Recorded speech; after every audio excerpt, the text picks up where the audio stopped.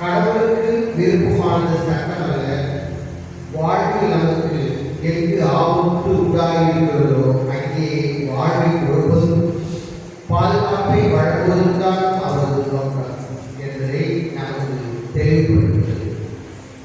காமதேவன் கண்ணை திறப்பார் என்று காத்திருந்த பத்திரையோடு காலம் கழித்து மீட்பதற்கார் பார்வையற்றோர் பார்வையுடன் திரும்ப என உழைக்கின்றவர் வந்தார். யாரேனும் சாமாய் இருந்தால் என்னிடம் வாழ்த்தும், என்னிடம் நம்பிக்கை கொள்வோர் வருகட்டும் என்று உரைப்பவர் வந்தார். முதல் வாசகம் முறை. இன்றைய முதல் வாசகம் சாமுவேல் தொடர்ந்து எழுதியிருக்கப்பட்டுள்ளது. கடவுள் எல்லாவற்றிற்கும் அதிபதியானவர். மனிதர்களைப் போல உருவத்தை பார்ப்பவர் அல்ல, மாறாக ஒவ்வொருவரின் உள்ளத்தை பார்க்கிறார் என்று சாமுவேல் வழியாக தெரியப்படுத்துகிறார்.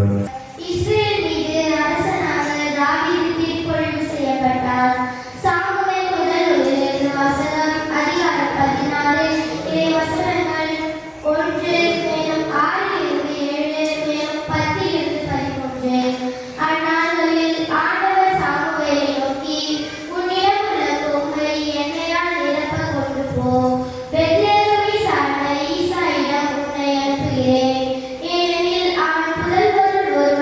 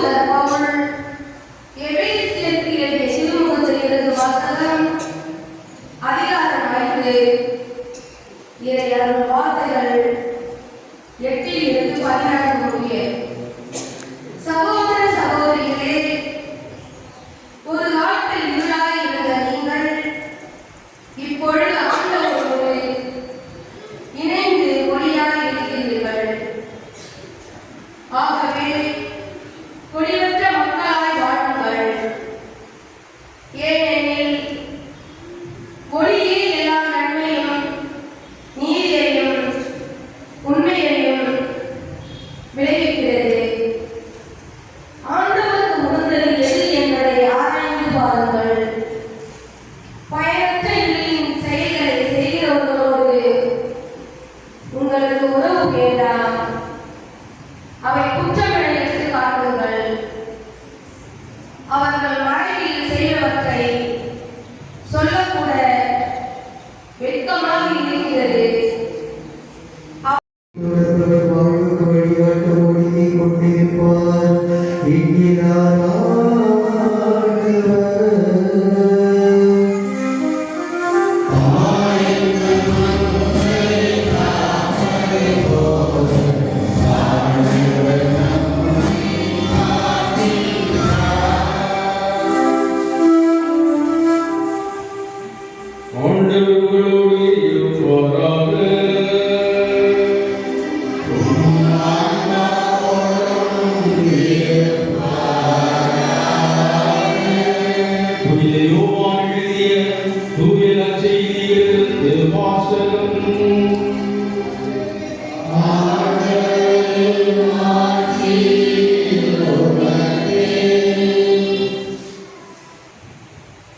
அக்காலத்தில் இயேசு சென்று கொண்டிருந்த போது விரைவிலேயே பார்வையற்ற ஒருவரை கண்டார். அவர் தலையில் உமிழ்ந்து உமிழ் நீரால் சேறு உண்டாக்கி அச்சேத்தை பார்வையற்றவருடைய கண்களில் பூசி, நீர் சிலோவாம் குளத்துக்கு போய் கண்களை கழுவும் என்றார். சிலோவாம் என்பதற்கு அனுப்பப்பட்டவர் என்பது பொருள். அவர் போய் கழுவி பார்வை பெற்று திரும்பி வந்தார். அக்கப்பக்கத்தாலும் அவர் பிச்சை எடுத்துக் கொண்டிருந்ததை முன்பு பார்த்திருந்தவரும், இங்கே அமர்ந்து பிச்சை எடுத்துக் கொண்டிருந்தவர் இவர் அல்லவா என்று பேசிக் கொண்டனர்.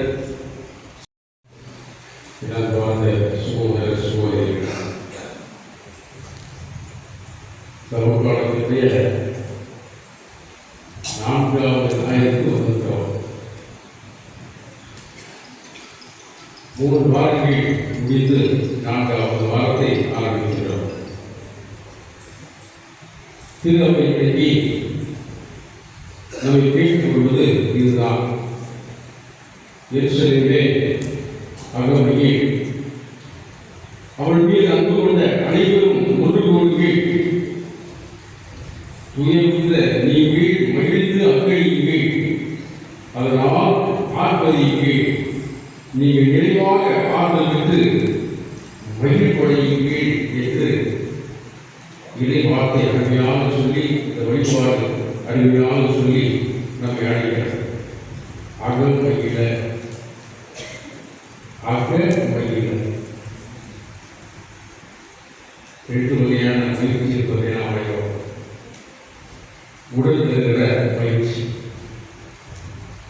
உணவு தருகிற மகிழ்ச்சி, பாடல்கள் படங்கள் தருகின்ற மகிழ்ச்சி, ஆரோக்கியமான உடல் இருந்தால் அது தருகின்ற மகிழ்ச்சி. அதே போன்று உடல் தருகின்ற காமம், மோகம் போன்ற இன்பங்கள் தருகின்ற மகிழ்ச்சி. இப்படி பல விதமான மகிழ்ச்சிகளை உடல் தருகிறது. அந்த மகிழ்ச்சியெல்லாம் நிலைத்து இருக்காது, நிலையற்றது. அது மேலோட்டமானது, நல்லது போல் தெரியும், ஆனால் அது அடிப்படையில் நல்லதல்ல என்பதை எடுத்து சொல்லுகிற அந்த குறிப்பை நாம் நமது மனதில் பதிக்க வேண்டும். அதற்கு அடுத்து வருகின்ற மகிழ்ச்சி அகமகிழ, அகம், உள்ளம், ஆன்மா, இதயம் மகிழ. அதுதான் கஷ்டம்.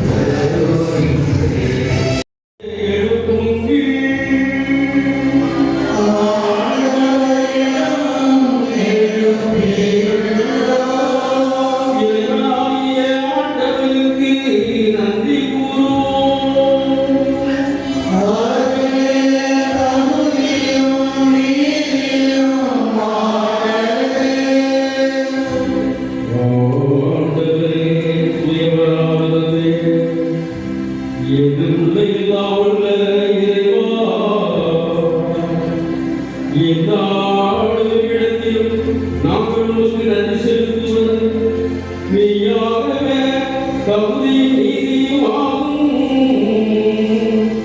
எங்கள் கடமையும் மீட்புக்குரிய செயலுமாகும்.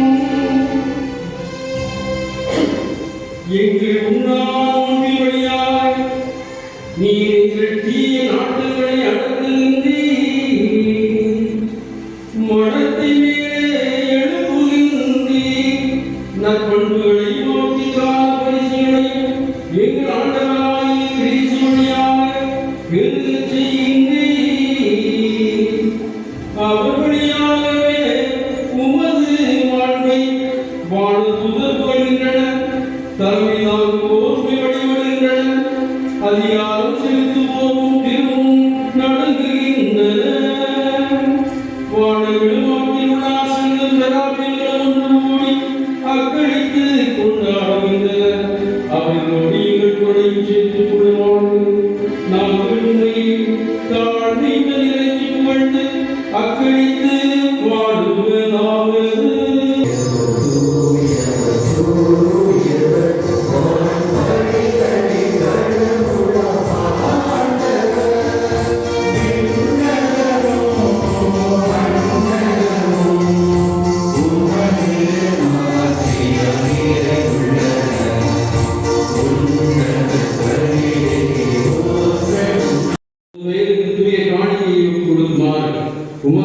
மக்களை இடையராது ஒன்று செய்து வருகிறேன்.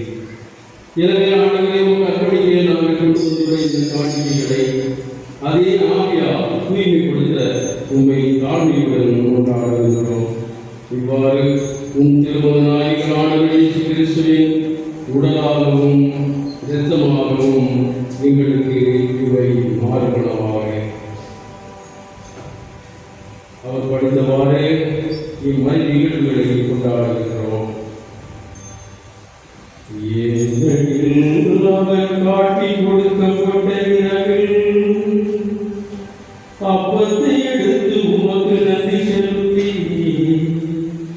ஆசி வழங்கி அதை விட்டு தம் சீடர்களுக்கு அளித்து அவர் கூறியதாவது: அனைவரும் இதிலிருந்து பெற்று உண்ணுங்கள். ஏனெனில் இது உங்களுக்காக கையளிக்கப்படும் என் உடல்.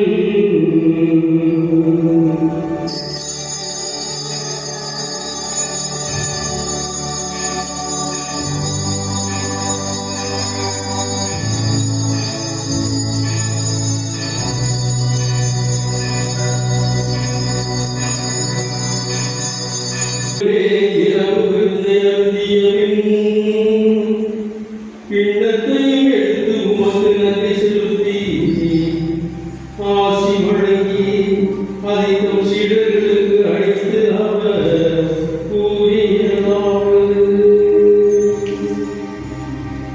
அனைவரும் இதிலிருந்து பெற்று பருகுங்கள். ஏனெனில்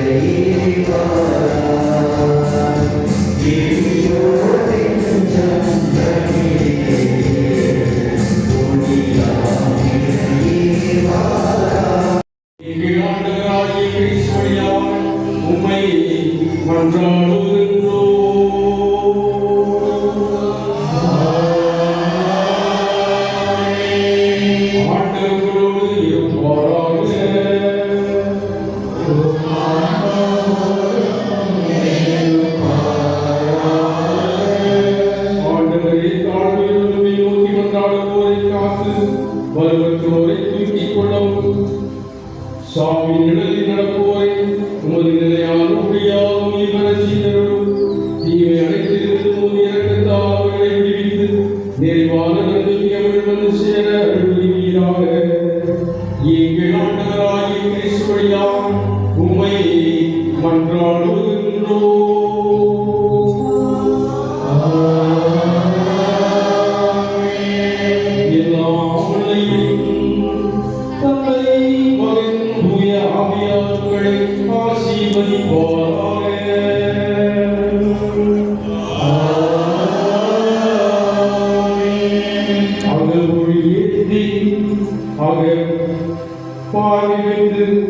சிறப்பான வாழ்வை உலகில் வாழ சென்று வாருங்கள் திருப்பலி நிறைந்தது.